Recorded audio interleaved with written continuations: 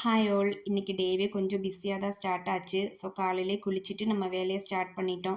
அன்னைக்கு வந்துட்டு பிரேக்ஃபாஸ்ட் தனியா, லஞ்ச் தனியா செய்யறதுக்கான டைம் இல்லாம இருந்துச்சு. ஸோ காலையிலே வந்துட்டு ரைஸே ரெடி பண்ணிடலாமேன்னு தட்டைப்பயிர் குழம்பு, பீட்ரூட் பொரியல், ரசம் இதுதான் வந்துட்டு சிம்பிளா பிளான் பண்ணியிருந்தேன். ஸோ தட்டைப்பயிரை வேக போட்டுட்டு அந்த கேப்ல டீ குடிச்சிடலான்னு அப்படி டீ குடிச்சிட்டு கொஞ்ச நேரம் ரிலாக்ஸ் பண்ணிட்டு அதுக்கப்புறம் நேரா வந்துட்டு குக்கிங்க்கு வந்தாச்சு. ஏன்னா வந்துட்டு 9:30க்கு மேல நம்மளுக்கு ஒரு மீட்டிங் இருக்கு.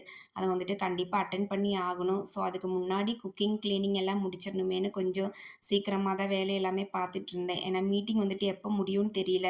ஸோ இந்த வேலையெல்லாம் முடிச்சுட்டோம்னா நம்மளும் கொஞ்சம் ரிலாக்ஸா இருக்கலாம். ஏன்னா அதுக்கப்புறம் மீட்டிங்லாம் முடிச்சு நம்ம அடுத்த வேலை பார்க்கணும்னா கொஞ்சம் இரிட்டேட்டிங்கா தான் இருக்கும். அதுவும் இந்த சம்மர்ல சொல்லவே வேணாம். கிச்சன்லலாம் கொஞ்ச நேரம் கூட நிக்கவே முடியல. காலையிலேயே வந்துட்டு அந்த அளவுக்கு ஸ்வெட்டிங்கு.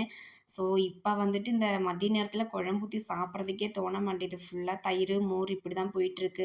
காலையில வந்துட்டு ஏதாவது ஒரு டிஃபன், நைட்டும் ஏதாவது டிஃபன். இந்த லஞ்ச் டைம்ல வந்துட்டு சாப்பாடு, தயிரு, மோரு இல்லைன்னா அப்படிதான் வந்துட்டு எடுத்துட்டு இருக்கோம். எப்பவாச்சும் தான் இந்த மாதிரி குழம்பு ரெடி பண்ணா மதியத்துக்கும் சேர்த்து வச்சுக்கிறது.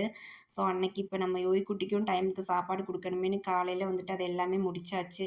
ஸோ அதெல்லாம் முடிச்சு சாப்பிட்டுட்டு கொஞ்சம் ட்ரெஸ் வாஷிங் வேலை இருந்துச்சு. மிஷின்ல போடுறனால நம்ம அத போட்டு விட்டுட்டு இங்கிட்டு வேலை பார்த்துட்டு இருந்தோம்னா அதுவும் ஓடி முடிச்சிருமேன்னு, அதுவும் போட்டுட்டு கொஞ்சம் மாவு எல்லாமே தீந்துருச்சு. ஸோ அரிசியுமே ஊற வச்சுட்டு நேரா நம்ம ஒர்க்குக்கு வந்தாச்சு.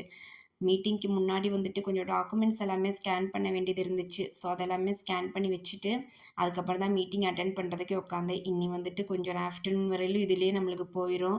ஸோ அதுக்கப்புறம் ஈவினிங் வரையிலும் கொஞ்சம் ரிலாக்ஸா இருக்கலாம். அதுக்கப்புறம் நம்ம டின்னர பத்தி மட்டும் யோசிச்சா போதும். ஸோ அன்னைக்கு காலையில வந்துட்டு அப்படிதான் போயிச்சு.